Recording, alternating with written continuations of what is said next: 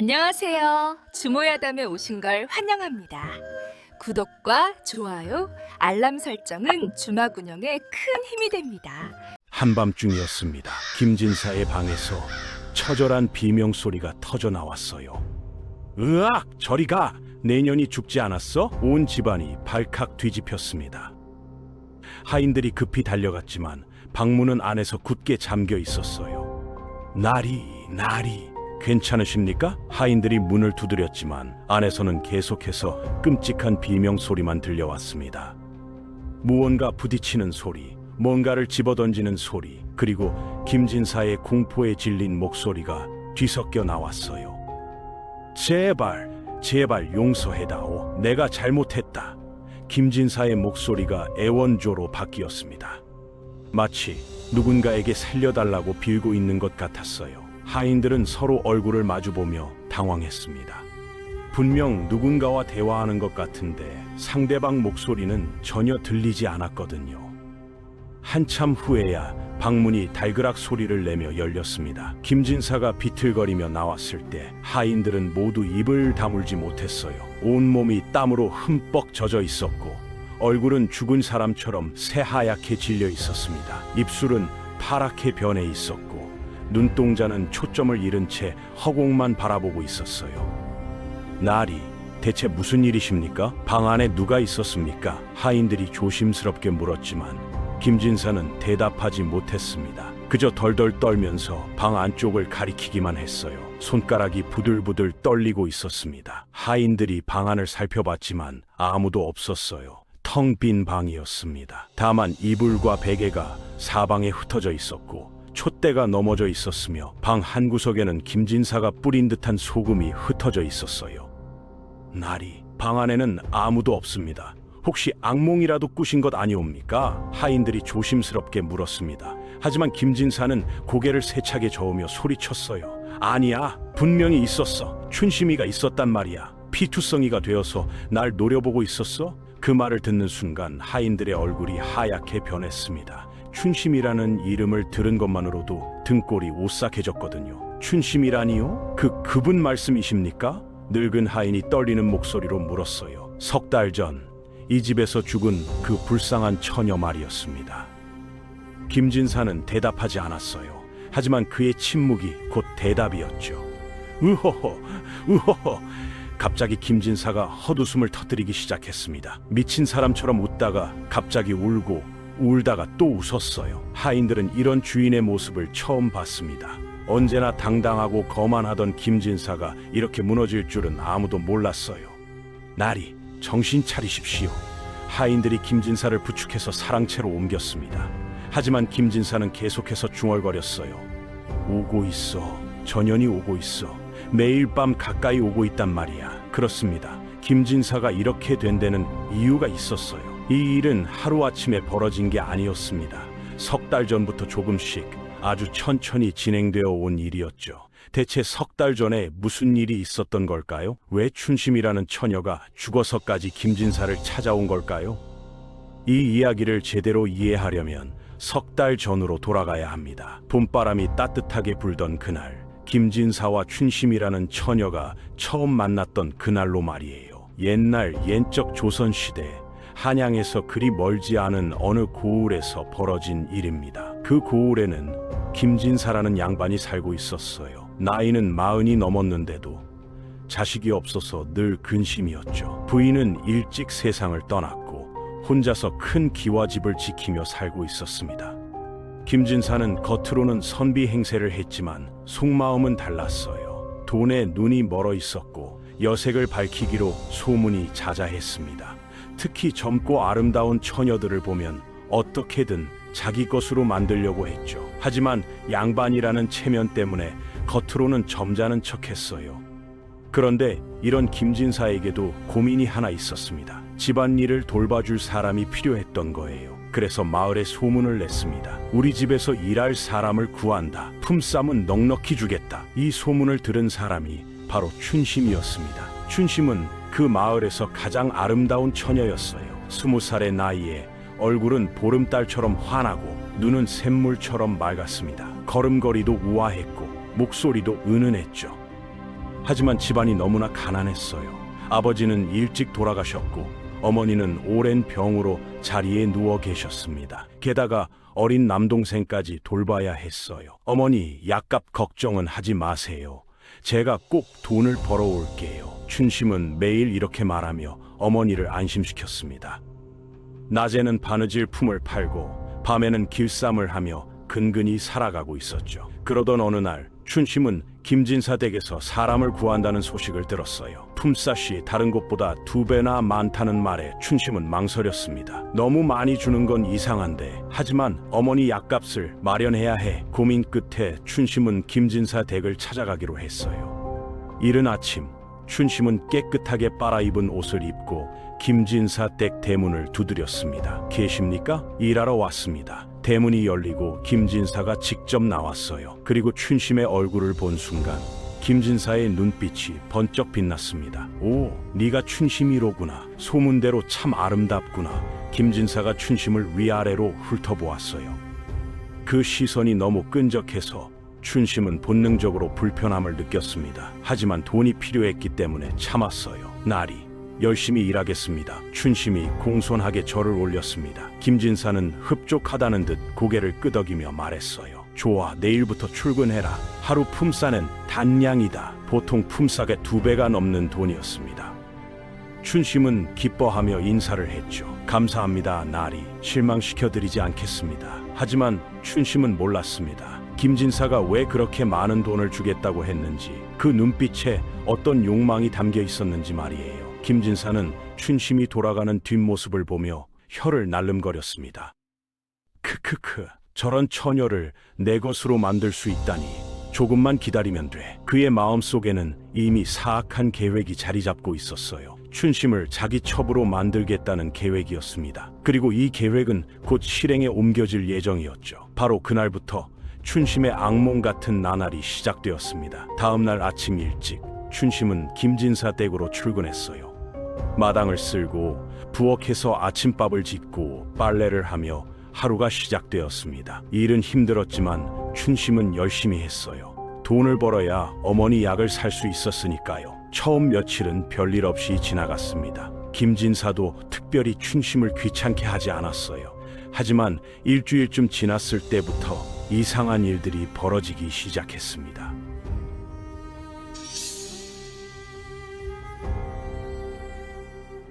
어느 날 저녁이었습니다. 춘심이 저녁 설거지를 마치고 집으로 돌아가려는데 김진사가 불렀어요. 춘심아, 잠깐만 이리 와보거라. 춘심은 이상한 예감이 들었지만 주인의 부름을 거절할 수 없었습니다. 예, 나리, 무슨 일이십니까? 춘심이 조심스럽게 다가가자 김진사가 방으로 들어오라고 손짓했어요. 해가 이미 저물어서 어두컴컴한 시간이었습니다. 보통 하인들은 해가 지면 주인의 방에 들어가지 않는 법인데 말이죠. 나리, 해가 졌는데 방에 들어가는 것은 내가 시키는 대로 해. 들어와! 김진사의 목소리가 갑자기 날카로워졌습니다. 춘심은 어쩔 수 없이 방문을 열고 들어갔어요. 그 순간 김진사가 재빨리 문을 닫더니 춘심의 손목을 움켜잡았습니다. 나리, 이러시면 안 됩니다. 춘심이 깜짝 놀라 소리쳤어요. 김진사의 소나귀에는 힘이 가득했고 눈빛은 욕망으로 번들거리고 있었습니다. 춘심아, 네가 여기서 일한 지도 벌써 일주일이 넘었구나. 내 말을 잘 들으면 너와 네 식구들을 잘 먹여 살려주마. 김진사가 춘심을 벽 쪽으로 몰아붙이며 말했어요. 제발요? 저는 그저 일만 하러 온 것입니다. 춘심이 필사적으로 손목을 빼내려 했지만 김진사의 힘이 너무 셌습니다.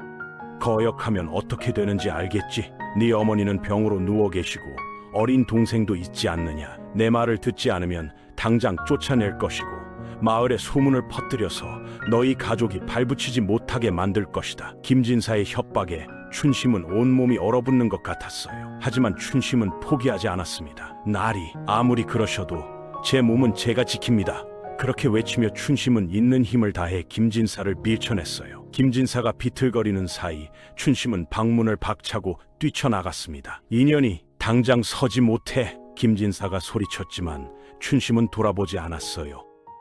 춘심은 그 길로 집까지 쉬지 않고 달렸습니다. 가슴이 터질 것 같았고 다리는 후들거렸지만 멈출 수 없었어요. 집에 도착했을 때 춘심은 그대로 주저앉아 울음을 터뜨렸습니다. 으흐흐흐.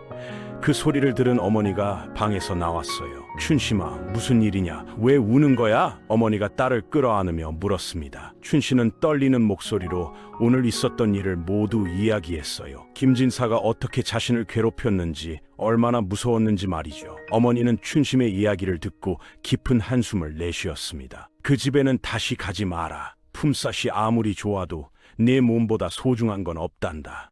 하지만 어머니, 약값은 어떻게 하고요? 춘심이 눈물을 훔치며 물었어요. 그건 어떻게든 마련하마. 네가 그런 일을 당하는 것보단 낫다. 어머니가 딸의 손을 꼭 잡으며 말했습니다. 그날 밤 춘심은 김진사 댁에 다시 가지 않기로 마음먹었어요. 하지만 문제가 생겼습니다. 일주일치 품삯을 받지 못한 것이었죠. 그 돈이 없으면 어머니 약을 살 수 없었어요. 내일 낮에 가서 품삯만 받아오겠습니다. 낮에는 사람들도 많으니 괜찮을 거예요. 춘심이 어머니를 안심시켰습니다. 하지만 김진사는 그냥 물러설 사람이 아니었어요. 다음 날 아침 일찍 김진사가 직접 춘심의 집으로 찾아왔습니다. 손에는 커다란 보따리를 들고 있었어요.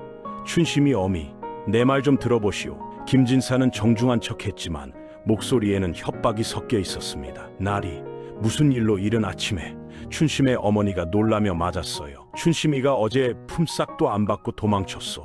게다가 내 방에서 귀한 물건이 없어졌소. 이건 도둑질이나 다름없소. 김진사가 엄한 표정으로 말했습니다. 그게 무슨 말씀이십니까? 저희 딸은 절대 그런 짓을 하지 않았습니다. 어머니가 당황하며 변명했어요. 말로는 다 그렇지. 증거가 있소. 춘심이가 내 방에 있을 때 은비녀 한 쌍이 사라졌소. 값이 은 100냥은 될 것이오. 김진사의 거짓말에 춘심은 얼굴이 하얗게 질렸습니다. 나리, 그건 거짓말입니다. 저는 아무것도 훔치지 않았어요. 춘심이 외쳤지만 김진사는 코웃음을 쳤어요. 그럼 내 방을 수색하게 해주시오. 만약 은비녀가 없으면 관가에 알릴 수밖에 없소. 김진사의 말에 어머니와 춘심은 떨었습니다. 관가에 끌려가면 매를 맞고 감옥에 갇힐 수도 있었거든요. 수색하셔도 됩니다. 저희 딸은 결백합니다. 어머니가 떨리는 목소리로 말했어요. 김진사가 집안을 뒤지기 시작했습니다. 그리고 춘심의 방 이불 속에서 은비녀 한 쌍을 꺼내 들었어요. 이것 봐라, 여기 있지 않소. 김진사가 승리한 듯 외쳤습니다. 춘심은 믿을 수 없다는 표정으로 은비녀를 바라봤어요. 아니에요. 저는 그걸 본 적도 없어요. 누가 몰래 넣어둔 거예요. 춘심이 억울함에 소리쳤지만 소용없었습니다. 김진사가 미리 심어둔 것이 분명했지만 증명할 방법이 없었어요. 이제 어찌하시겠소? 관가에 가서 밝히시겠소? 김진사가 비웃으며 물었습니다. 어머니는 무릎을 꿇었어요. 나리, 제발 용서해 주십시오. 저희 딸이 잘못했습니다. 잘못을 알았다면 대가를 치러야지요. 두 가지 선택이 있소. 김진사가 보따리를 풀었습니다. 안에는 은자 100냥이 들어있었어요. 이 돈을 드리겠소. 대신 춘심이를 내 첩으로 드리겠소. 아니면 관가에 고발해서 춘심이를 감옥에 보내든지 둘 중 하나요. 김진사의 말에 춘심은 온몸이 떨렸습니다. 이건 선택이 아니라 협박이었어요. 나리, 그건 너무하십니다. 춘심이 항변했지만 김진사는 들은 척도 하지 않았어요. 오늘 해가 지기 전에 답을 주시오. 그렇지 않으면 바로 관가로 갑니다. 그 말을 남기고 김진사는 돌아갔습니다. 모녀는 그날 하루 종일 울기만 했어요. 어떻게 해야 할지 방법이 없었습니다. 관가에 가면 춘심은 도둑으로 몰려 매를 맞고 감옥에 갇힐 것이고 김진사의 첩이 되면 평생 그의 놀이개로 살아야 했어요. 어머니, 제가 관가에 가겠어요. 제가 매를 맞고 감옥에 가는 게 나아요. 춘심이 결심을 굳히며 말했습니다. 안 된다, 춘심아. 네가 감옥에 가면 나와 네 동생은 어떻게 살란 말이냐. 어머니가 딸을 붙잡으며 울었어요. 해가 저물어 가고 있었습니다. 이제 곧 김진사가 다시 찾아올 것이었어요. 그때 정말로 김진사가 나타났습니다. 답은 정했소? 김진사가 비웃으며 물었어요. 춘심의 어머니는 고개를 떨구었습니다. 딸을 지켜줄 방법이 없었어요. 춘심이를 데려가시오. 어머니가 눈물을 흘리며 말했습니다. 어머니? 춘심이 소리쳤지만 어머니는 고개를 들지 못했어요. 현명한 선택이오. 걱정 말고 편히 계시오. 춘심이를 잘 돌보겠소. 김진사가 춘심의 팔을 잡아 끌었습니다. 춘심은 뒤돌아보며 울부짖었어요. 어머니? 어머니? 하지만 어머니는 그저 마루에 엎드려 울고만 있었습니다. 그렇게 춘심은 김진사 댁으로 끌려갔어요. 그날부터 춘심의 진짜 지옥이 시작되었습니다. 김진사 댁에 끌려온 첫날 밤, 춘심은 작은 골방에 갇혔습니다. 문은 밖에서 잠겨 있었고 창문에는 나무 창살이 가로막고 있었어요. 여기서 나를 기다리고 있거라. 곧 돌아오마. 김진사가 음흉한 웃음을 지으며 말했습니다. 춘심은 방 안을 둘러봤어요. 낡은 이불 하나와 작은 등잔 하나만 있을 뿐 아무것도 없었습니다. 어떻게든 여기서 나가야 해. 춘심은 창문으로 다가가 창살을 흔들어 봤지만 꿈쩍도 하지 않았어요. 문을 두드려봤지만 밖에서는 아무 대답도 없었습니다. 완전히 갇힌 것이었죠. 밤이 깊어갈수록 춘심의 불안은 커져갔습니다. 김진사가 언제 들어올지 몰랐고 들어오면 무슨 일이 벌어질지 뻔했어요. 하늘이시여, 제발 저를 도와주소서. 춘심은 두 손을 모으고 기도했습니다. 그때 복도에서 발소리가 들려왔어요. 무거운 발걸음이 점점 가까워지고 있었습니다. 춘심의 심장이 미친 듯이 뛰기 시작했어요. 문고리가 덜컥거리는 소리가 났습니다. 김진사가 문을 열고 들어왔어요. 손에는 술병을 들고 있었고 얼굴은 술에 취해 붉게 상기되어 있었습니다. 춘심아, 내가 왔다. 이제 내 주인은 나야. 김진사가 비틀거리며 춘심에게 다가왔어요. 나리, 제발 저를 그냥 보내주세요. 제가 평생 은혜를 잊지 않겠습니다. 춘심이 무릎을 꿇고 애원했습니다. 하지만 김진사는 듣지 않았어요. 은혜? 내가 벌써 100냥이나 네 어미한테 줬다.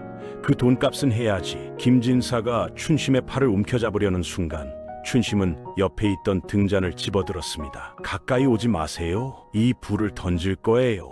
춘심의 목소리가 떨렸지만 눈빛만은 단호했어요. 김진사는 잠시 멈칫했습니다. 인연이 감히. 하지만 춘심의 표정을 보고는 한 발 물러섰어요. 정말로 불을 던질 것 같았거든요. 좋아, 오늘은 봐주마. 하지만 넌 이제 내 것이다. 평생 여기서 벗어날 수 없어. 김진사가 도끼 어린 목소리로 말하고는 방을 나갔습니다. 다시 문이 밖에서 잠기는 소리가 들렸어요. 춘심은 그제야 등잔을 내려놓고 주저앉았습니다. 눈물이 멈추지 않았어요. 첫날 밤은 그렇게 지나갔습니다. 하지만 이건 시작에 불과했어요. 다음 날부터 김진사는 춘심을 더욱 가혹하게 대했습니다. 낮에는 온갖 집안일을 시켰고 밤에는 가두어 놓았어요. 먹을 것도 제대로 주지 않았습니다. 이 일을 제대로 하지 않으면 밥을 주지 않겠다. 며칠이 지나자 춘심은 눈에 띄게 야위었습니다. 뺨은 푹 들어갔고 눈빛은 흐려졌어요. 하지만 춘심은 버텼습니다. 언젠가는 이곳을 벗어날 수 있으리라는 희망 때문이었죠. 그러던 어느 날 춘심에게 잠깐의 자유가 주어졌습니다. 김진사가 한양으로 볼일을 보러 간 것이었어요. 나는 사흘 후에 돌아올 것이다. 너는 이 집에서 나가지 말고 일이나 해라. 김진사가 경고하고 떠났습니다. 하인들이 춘심을 감시하고 있었지만 그래도 방에 갇혀 있는 것보단 나았어요. 춘심은 이 기회에 어머니께 편지를 보내려고 했습니다. 아무개 아저씨, 부탁이 있어요. 우리 어머니께 이 편지를 전해주시면 안 될까요? 춘심이 마을 장사꾼에게 조심스럽게 부탁했어요. 하지만 장사꾼은 고개를 저었습니다. 미안하지만 안 되네.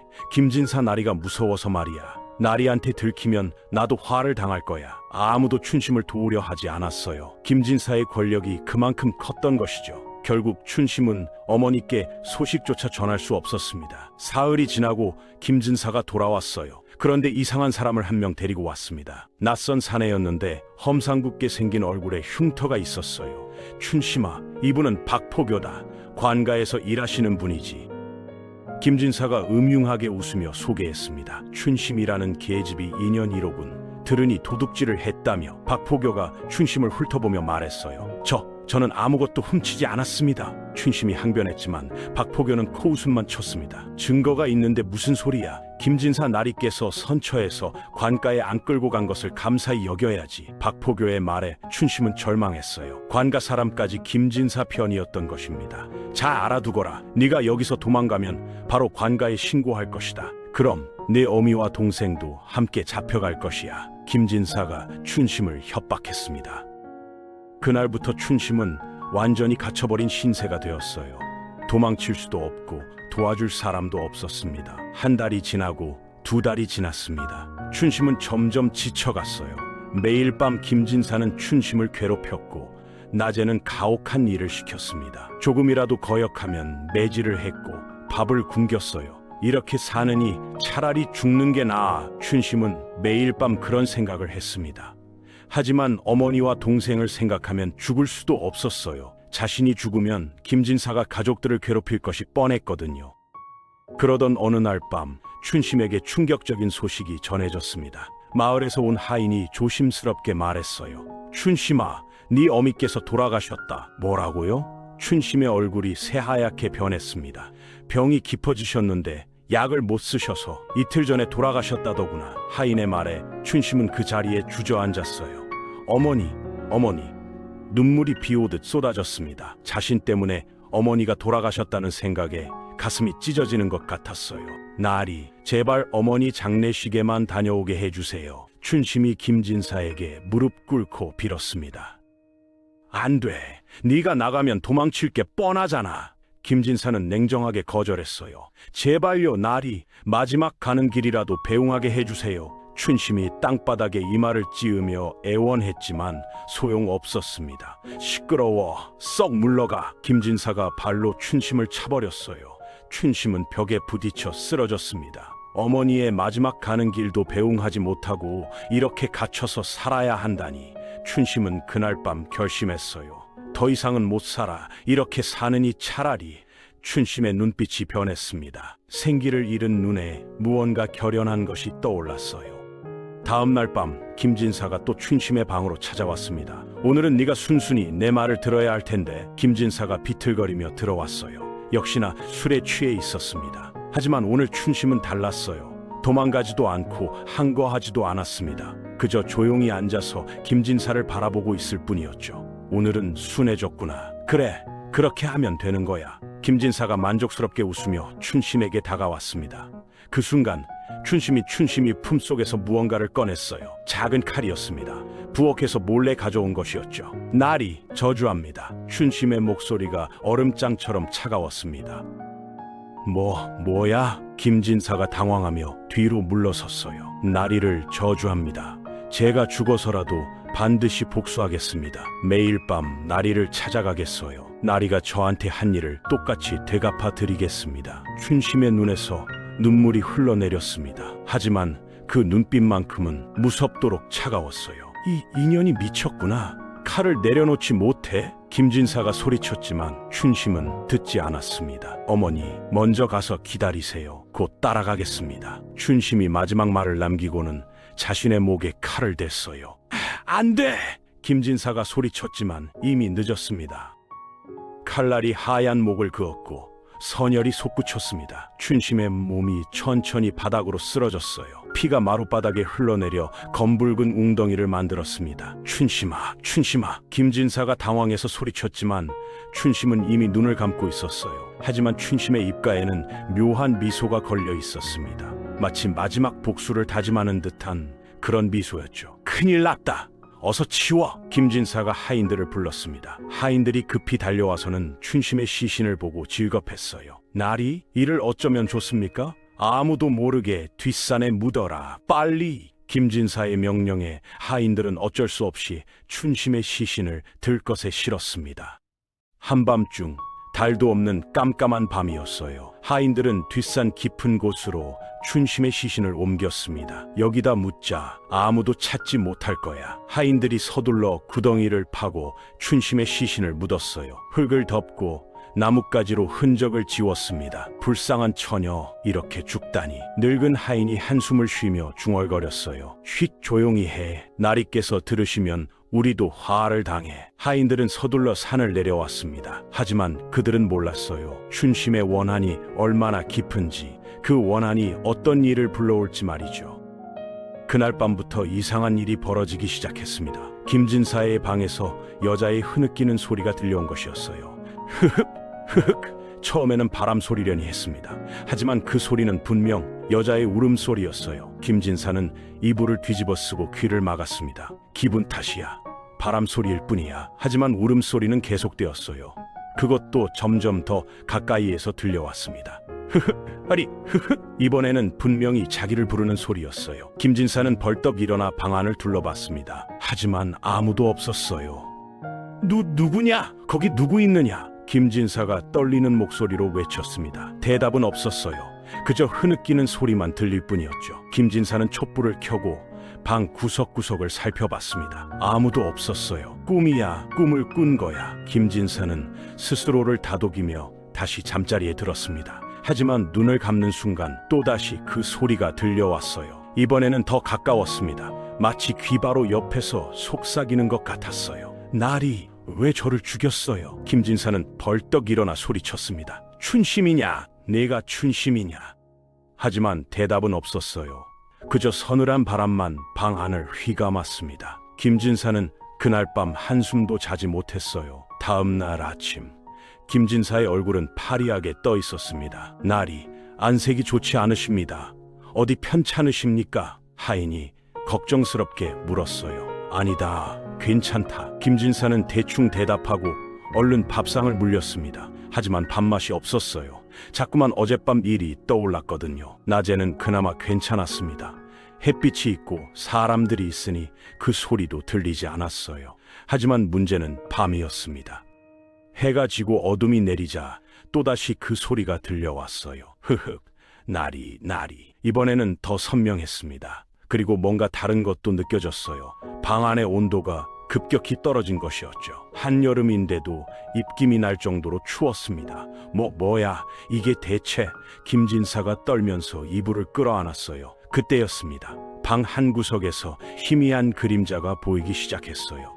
처음에는 어렴풋했지만 점점 선명해졌습니다. 하얀 옷을 입은 여자의 모습이었어요. 머리카락은 길게 늘어져 있고 얼굴은 보이지 않았습니다. 누구냐? 김진사가 소리쳤지만 목소리가 떨렸어요. 그 여자가 천천히 고개를 들었습니다. 달빛에 비친 얼굴을 보는 순간 김진사는 비명을 질렀어요. 으악! 춘심이었습니다. 하지만 살아있을 때의 아름다운 모습이 아니었어요. 얼굴은 창백했고 목에는 깊게 베인 상처가 있었습니다. 그곳에서 검붉은 피가 흘러내리고 있었어요. 날이 왜 저를 죽였어요? 춘심의 입이 천천히 움직였습니다. 목소리는 공허했고 눈빛은 원망으로 가득했어요. 저리가, 내년은 죽었잖아. 김진사가 손을 내저으며 소리쳤습니다. 하지만 춘심의 모습은 사라지지 않았어요. 오히려 한 걸음씩 김진사에게 다가오고 있었습니다. 날이 약속했잖아요. 죽어서라도 복수하겠다고. 춘심의 목소리가 점점 커졌어요. 김진사는 벽으로 몸을 밀착시켰습니다. 더 이상 물러설 곳이 없었어요. 제발 용서해다오. 김진사가 애원했지만 춘심은 계속 다가왔습니다. 그 차가운 손이 김진사의 목에 닿으려는 순간 날이 밖에서 하인들이 문을 두드리는 소리가 들렸어요. 그 순간 춘심의 모습이 스르르 사라졌습니다. 마치 연기처럼 흩어져 버렸죠. 하인들이 문을 열고 들어왔을 때 김진사는 벽에 기댄 채 식은땀을 뻘 흘리고 있었습니다. 날이 괜찮으십니까? 비명소리가 들려서 나갔다. 모두 나가! 김진사가 떨리는 목소리로 소리쳤어요. 하인들은 의아해하며 물러갔습니다. 김진사는 그날 밤 한숨도 자지 못했어요. 눈을 감으면 춘심의 얼굴이 보였고 귀를 막아도 그 목소리가 들렸거든요. 이튿날 밤에도 춘심은 나타났습니다. 그 다음날 밤에도 말이에요. 매일 밤 조금씩 더 가까이, 조금씩 더 선명하게 나타났어요. 일주일이 지나자 김진사는 완전히 달라졌습니다. 얼굴은 해골처럼 야위었고 눈은 푹 꺼졌어요. 밤마다 춘심에게 시달리느라 제대로 잠을 못 잤거든요. 날이 의원을 불러야 할 것 같습니다. 하인들이 걱정스럽게 말했지만 김진사는 거절했어요. 필요 없다. 내버려둬. 의원이 와봤자 소용없다는 걸 알고 있었습니다. 이건 병이 아니었으니까요. 귀신의 시인 것이었죠. 김진사는 무당을 불렀습니다. 제발 이 귀신을 쫓아주시오. 허허허, 이 집에 원한이 깊은 원귀가 있구먼. 무당이 구판을 벌였어요. 징과 꽹과리를 치며 춤을 추고 주문을 외웠습니다. 썩 물러가거라 이 귀신아. 하지만 소용없었어요. 춘심의 원한은 무당의 주문 따위로 풀릴 게 아니었거든요. 오히려 그날 밤 춘심은 더욱 선명하게 나타났습니다. 날이 제가 그렇게 쉽게 물러갈 것 같았어요. 춘심이 김진사 바로 앞까지 다가왔어요. 이제는 손만 뻗으면 닿을 거리였습니다. 으악! 저리 가! 제발! 김진사가 미친 듯이 소리를 질렀어요. 한 달이 지났습니다. 김진사는 이제 사람 같지 않았어요. 머리카락은 새고 눈은 충혈되었으며 말도 제대로 하지 못했습니다. 춘심아, 용서해다오. 제발 나를 죽이지 말아다오. 김진사는 하루 종일 중얼거렸어요. 사람들은 김진사가 미쳤다고 수군거렸습니다. 2날이 지났습니다. 김진사는 이제 방에서 나오지도 않았어요. 밖에 나가면 춘심이 따라올 것 같았거든요. 하인들이 밥을 가져다 줘도 먹지 않았습니다. 날이 이러시다가 돌아가십니다. 하인들이 애원했지만 김진사는 듣지 않았어요. 그리고 마침내 3달째 되는 날 밤, 오늘 이야기가 시작된 바로 그날 밤이었습니다. 춘심이 드디어 김진사 바로 앞까지 다가온 것이었죠. 그날 밤은 유난히 달빛도 없는 깜깜한 밤이었습니다. 김진사는 방 안에서 벌벌 떨고 있었어요. 오늘은 오지 않겠지, 제발. 하지만 김진사의 바람과는 달리 자정이 되자 또다시 그 기운이 느껴졌습니다. 방 안의 온도가 급격히 떨어지고 촛불이 파르르 떨렸어요. 날이 저예요. 춘심의 목소리가 들렸습니다. 이번에는 바로 귀 옆에서 속삭이는 것처럼 가까웠어요. 김진사가 고개를 돌리자 춘심이 바로 옆에 앉아 있었습니다. 너무 가까워서 춘심의 차가운 숨결이 느껴질 정도였어요. 으악! 김진사가 비명을 지르며 뒤로 물러났습니다. 하지만 벽에 막혀 더 이상 물러설 곳이 없었어요. 날이 3달 동안 매일 밤 찾아왔어요. 춘심이 천천히 김진사에게 다가왔습니다. 하얀 손이 김진사의 뺨을 스쳤어요. 얼음장처럼 차가운 감촉이었습니다. 이제 때가 됐어요. 춘심의 눈이 김진사를 똑바로 바라봤어요. 그 눈에는 3달 동안 쌓인 원한이 가득했습니다. 제발 내가 잘못했다. 용서해다오. 김진사가 바닥에 엎드려 빌었어요. 하지만 춘심은 고개를 저었습니다. 날이 제가 얼마나 고통스러웠는지 아세요? 춘심의 목소리에 슬픔이 묻어났어요. 저는 그저 어머니 약값을 벌려고 했을 뿐인데 미안하다. 정말 미안하다. 김진사가 머리를 조아렸습니다. 나리가 저를 첩으로 만들려고 했을 때 춘심이 계속 말했어요. 저는 죽고 싶었어요. 하지만 어머니와 동생 때문에 참았어요. 춘심의 눈에서 핏빛 눈물이 흘러내렸습니다. 그 눈물이 바닥에 떨어질 때마다 지지직 소리가 났어요. 그런데 나리는 제가 어머니 마지막 가는 길도 배웅 못하게 했어요.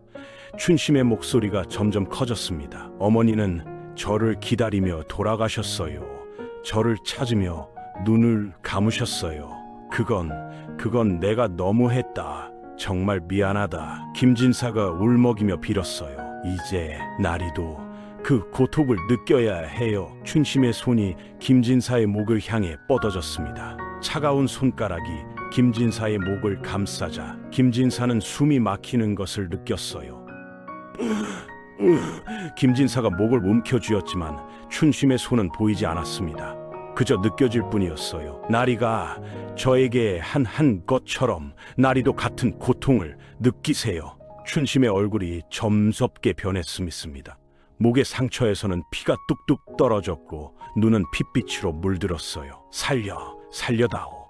김진사가 간신히 말했습니다. 그때 갑자기 밖에서 닭 우는 소리가 들렸어요. 꼭기요. 새벽이 밝아오고 있었습니다. 춘심의 소나기가 느슨해졌어요. 오늘은 여기까지 하지만요. 날이 이제 얼마 남지 않았어요. 춘심의 모습이 서서히 흐려지기 시작했습니다. 내일 밤에 또 올게요. 그때는 끝장을 내야죠. 그 말을 남기고 춘심은 완전히 사라졌어요. 김진사는 바닥에 쓰러져 거친 숨을 몰아쉬었습니다. 끝장이라니 나를 죽이려는 거야. 김진사는 공포에 떨었어요. 내일 밤이면 정말로 죽을지도 모른다는 생각에 온몸이 얼어붙었습니다. 그날 아침 김진사는 급히 절에 갔습니다. 큰 스님, 저를 살려주십시오. 김진사가 주지스님 앞에 무릎을 꿇었어요. 시주님, 무슨 일이십니까? 원기가 저를 죽이려 합니다. 제발 도와주십시오. 김진사가 그동안 있었던 일을 모두 이야기했습니다. 주지스님은 한참 동안 김진사를 바라보더니 한숨을 쉬었어요. 한 맺힌 원기를 막기는 어렵습니다. 그럼 저는 죽는단 말입니까? 하지만 한 가지 방법이 있기는 합니다. 주지스님이 말했어요. 무엇이든 하겠습니다. 말씀만 하십시오. 김진사가 애원했습니다. 진심으로 참회하고 그 처녀의 명복을 빌어야 합니다. 절에 시주를 하고 49제를 지내며 무엇보다 주지스님이 김진사를 똑바로 바라봤어요. 그 처녀의 가족들에게 용서를 구해야 합니다. 가족들이요? 그 처녀에게 어린 동생이 있다고 하지 않았습니까? 그 아이를 찾아가서 진심으로 사죄하십시오. 그리고 평생 그 아이를 돌보겠다고 약속하십시오. 주지스님의 말에 김진사는 고개를 끄덕였어요. 알겠습니다. 그렇게 하겠습니다. 김진사는 서둘러 춘심의 동생을 찾아갔습니다. 10살밖에 안 된 어린 소년이었어요. 너의 누나를 용서해다오. 김진사가 소년 앞에 무릎을 꿇었습니다. 하지만 소년은 김진사를 노려보기만 했어요. 저리 가세요. 나리가 우리 누나를 죽였잖아요. 미안하다. 정말 미안하다. 내가 평생 너를 돌보겠다. 제발 용서해다오. 김진사가 땅바닥에 이마를 찌르며 빌었어요. 하지만 소년은 돌아서 버렸습니다. 용 못해요. 절대로. 소년의 말에 김진사는 절망했어요. 결국 동생의 용서도 받지 못한 채 그날 밤이 찾아왔습니다. 김진사는 방 안에 소금을 뿌리고 부적을 붙이고 온갖 방법을 다 써봤어요. 하지만 자정이 되자 춘심은 어김없이 나타났습니다. 날이 왔어요. 이번에는 처음부터 김진사 바로 앞에 나타났어요. 춘심아, 내가 잘못했다. 네 동생을 찾아가서 사과했다. 절에도 가서 참회했다. 김진사가 필사적으로 말했습니다. 참회요? 춘심이 차갑게 웃었어요. 나리가 진심으로 뉘우친다면 제가 원귀가 되었을까요? 그럼 어떻게 하면 되냐? 말만 해라. 저를 살려내 주세요. 춘심의 말에 김진사는 얼어붙었어요. 그건 불가능하지 않느냐? 그럼 저도 나리를 용서할 수 없어요. 춘심의 두 손이 김진사의 목을 향했습니다. 이번에는 더욱 강한 힘으로 조여왔어요. 김진사의 얼굴이 점점 붉어졌습니다. 숨을 쉴 수가 없었어요. 나리, 제가 그날 밤 느꼈던 고통을 똑같이 느껴보세요. 춘심의 목소리가 김진사의 귓가에 울렸습니다. 김진사의 의식이 점점 흐려졌어요. 눈앞이 깜깜해지고 귀가 멍멍했습니다. 이제 끝이구나. 김진사가 그렇게 생각하는 순간이었습니다. 갑자기 방문이 벌컥 열렸어요. 나리, 하인들이 우르르 들어왔습니다. 그 순간 춘심의 모습이 다시 사라졌어요. 김진사는 바닥에 쓰러져 기침을 했습니다. 나리, 괜찮으십니까? 하인들이 김진사를 부축했어요. 김진사는 간신히 고개를 끄덕였습니다. 하지만 알고 있었어요. 이건 끝이 아니라는 것을. 춘심은 내일 밤에도 모레밤에도 계속 찾아올 것이고 언젠가는 정말로 자신의 목숨을 앗아갈 거라는 것을 말이죠. 나는 인제 죽는구나. 김진사가 중얼거렸습니다. 그날 밤의 일을 시작으로 김진사는 매일 밤 죽음의 공포와 싸워야 했습니다. 며칠이 더 지났습니다. 김진사는 이제 완전히 폐인이 되어 있었어요. 밤마다 춘심에게 시달리느라 제대로 먹지도 자지도 못했거든요. 날이 이러시다간 정말 돌아가십니다. 하인들이 걱정했지만 김진사는 듣지 않았어요.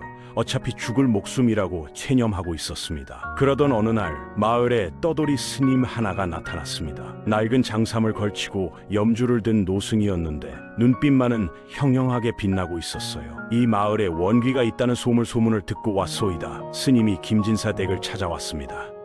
스님, 정말이십니까? 정말 원귀를 쫓아낼 수 있습니까? 김진사가 마지막 희망을 걸며 물었어요. 쫓아낸다는 것은 옳지 않습니다. 원한을 풀어주어야 합니다. 스님이 차분하게 말했습니다. 원한을 풀어준다고요? 어떻게 하면 됩니까? 시주께서 지은 업을 참회하고 그 처녀의 넋을 위로해야 합니다. 그리고 스님이 김진사를 똑바로 바라봤어요. 그 처녀가 진정으로 원하는 것을 해주어야 합니다. 그게 무엇입니까? 김진사가 다급하게 물었습니다. 제가 오늘 밤 알아보겠습니다. 시주께서는 방에서 기다리십시오. 그날 밤 스님은 김진사의 방에서 함께 기다렸습니다. 자정이 되자 춘심이 나타났어요. 하지만 이번에는 스님을 보자 잠시 멈칫했습니다. 처녀 한이 깊구려. 스님이 조용히 말했어요. 스님, 이 사람은 용서할 수 없어요.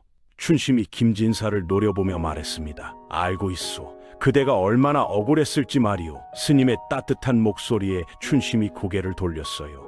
하지만 복수로는 그대의 한이 풀리지 않을 것이오. 이 사람을 죽인다 해도 그대 어머니는 돌아오지 않소.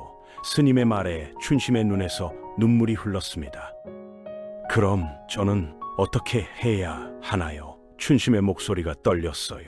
그대가 진정으로 원하는 것이 무엇이오? 스님이 물었습니다. 춘심은 한참 동안 말이 없었어요. 그러다가 천천히 입을 여몄습니다. 저는 어머니를 만나고 싶어요. 어머니께 죄송하다고 말씀드리고 싶어요. 춘심의 목소리에 깊은 슬픔이 묻어났습니다. 그리고 제 동생이 걱정돼요. 혼자 남겨진 동생이. 그렇구려. 그것이 그대의 진짜 소원이었구려.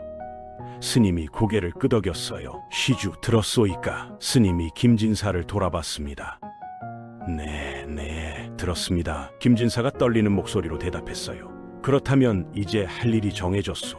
내일 춘심 처녀의 무덤을 제대로 만들어 주시오. 그리고 어머니 무덤 옆에 나란히 모셔드리시오. 스님이 말했습니다. 그리고 춘심 처녀의 동생을 평생 돌보겠다고 하늘과 땅 앞에 맹세하시오. 진심으로 말이오. 김진사는 고개를 끄덕였어요. 알겠습니다. 반드시 그렇게 하겠습니다. 춘심이 스님을 바라봤습니다. 스님, 정말 저는 어머니를 만날 수 있나요? 그렇소. 그대의 한이 풀리면 자연히 어머니를 만나게 될 것이오. 저승에서 편히 쉴 수 있을 것이오.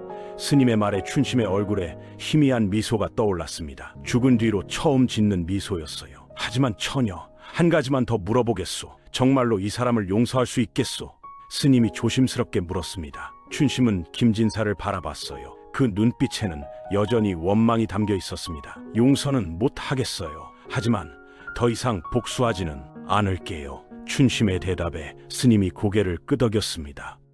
그것으로 충분하오. 완전한 용서는 아니어도 원한을 내려놓는 것만으로도 좋하오. 다음날 아침 김진사는 하인들을 시켜 춘심의 무덤을 찾았습니다. 뒷산 깊은 곳 아무렇게나 묻혀있던 춘심의 시신을 정성스럽게 거두었어요. 처녀, 미안하오. 이제라도 제대로 모셔드리겠소. 김진사가 춘심의 무덤 앞에서 절을 올렸습니다. 그리고 춘심을 어머니 무덤 옆에 정성스럽게 모셨어요. 비석도 세우고 제사상도 차렸습니다. 춘심 처녀, 이제 어머니 곁에서 편히 쉬시오. 스님이 독경을 했고 김진사는 그 옆에서 계속 절을 올렸습니다.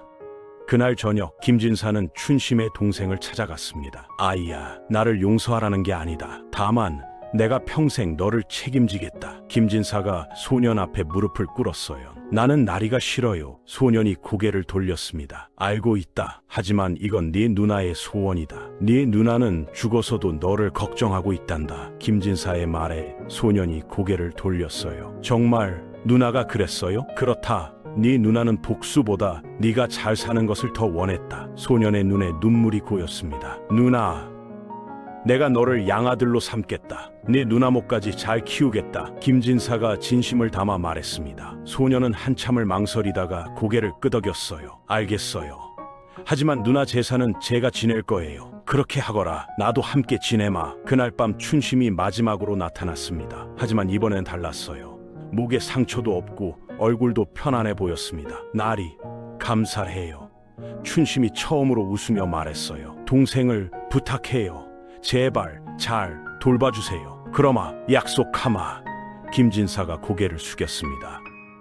그리고 나리, 용서는 못하지만 이제는 편히 쉴 수 있을 것 같아요. 춘심의 모습이 점점 밝아지기 시작했습니다. 저승에서 어머니가 춘심을 부르고 있는 것 같았어요. 어머니, 제가 갑니다. 춘심이 환하게 웃으며 사라졌습니다. 이번에는 영영 돌아오지 않을 것 같았어요. 그 후로 김진사의 방에서는 더 이상 이상한 소리가 들리지 않았습니다. 춘심의 원귀도 나타나지 않았어요. 김진사는 약속대로 춘심의 동생을 친아들처럼 키웠습니다. 좋은 스승을 불러 그를 가르치고 무예도 익히게 했어요. 그리고 매년 춘심의 제삿날이 되면 정성스럽게 제사를 지냈습니다. 누나, 저 잘 지내고 있어요. 나리께서 저를 잘 돌봐주세요. 소년이 춘심의 무덤 앞에서 말했어요. 김진사도 옆에서 함께 절을 올렸습니다. 춘심 처녀 미안하오. 평생 속죄하며 살겠소. 세월이 흘러 김진사는 늙었습니다. 죽기 전 마지막으로 춘심의 무덤을 찾았어요. 처녀, 이제 나도 곧 갈 것 같소. 저승에서 만나면 그때도 나를 용서하지는 못하겠지. 김진사가 쓸쓸하게 웃었습니다. 하지만 내 동생만큼은 잘 키웠소. 이제 훌륭한 선비가 되었단다. 며칠 후 김진사는 조용히 눈을 감았습니다. 죽기 직전 김진사는 꿈을 꾸었어요. 꿈속에서 춘심이 나타났습니다. 하지만 이번에는 환하게 웃고 있었어요. 나리, 동생을 잘 키워주셔서 감사해요. 춘심 처녀, 이제 조금은 용서할 수 있을 것 같아요. 춘심이 그렇게 말하고는 사라졌습니다. 김진사는 편안한 얼굴로 마지막 숨을 거두었어요. 이 이야기는 그렇게 끝이 났습니다. 억울하게 죽은 처녀의 원한과 복수, 그리고 뒤늦은 참회와 용서의 이야기였어요. 옛 어른들은 이렇게 말씀하셨습니다. 사람을 함부로 대하면 안 된다. 살아서든 죽어서든 반드시 갚아야 할 때가 온다. 또한 이런 말씀도 하셨죠. 아무리 큰 죄를 지었어도 진심으로 뉘우치고 속죄하면 용서받을 수 있다. 김진사는 춘심에게 끔찍한 일을 저질렀지만 마지막에는 진심으로 참회했습니다. 그리고 춘심의 동생을 평생 돌보며 속죄했어요. 완전한 용서를 받지는 못했지만 적어도 춘심의 한을 풀어주는 데는 성공했습니다. 이것이 바로 인과응보의 이치입니다. 악한 일을 하면 반드시 대가를 치르게 되고 선한 일을 하면 언젠가는 보답을 받게 되는 법이죠. 여러분도 이 이야기를 기억하시기 바랍니다. 살아서든 죽어서든 사람은 자신이 한 일에 대한 책임을 져야 한다는 것을 말입니다. 그리고 아무리 큰 잘못을 저질렀어도 진심으로 뉘우치면 용서받을 기회는 있다는 것도 잊지 마시기 바랍니다. 춘심의 무덤은 지금도 그 마을 뒷산에 있다고 합니다. 어머니 무덤 옆에 나란히 서 있는 두 개의 비석. 그곳을 지나는 사람들은 지금도 춘심의 이야기를 기억하며 한숨을 쉰다고 해요. 불쌍한 처녀, 억울하게 죽었지만 그래도 마지막에는 편히 쉬게 되었구나. 그렇게 옛날 옛적 이야기는 끝이 납니다. 한 맺힌 원귀의 복수와 용서, 그리고 속죄의 이야기였습니다. 오늘 주모가 준비한 야담 어떠셨나요? 여러분의 의견이나 느낀 점을 댓글에 남겨주세요. 함께 공유해봐요.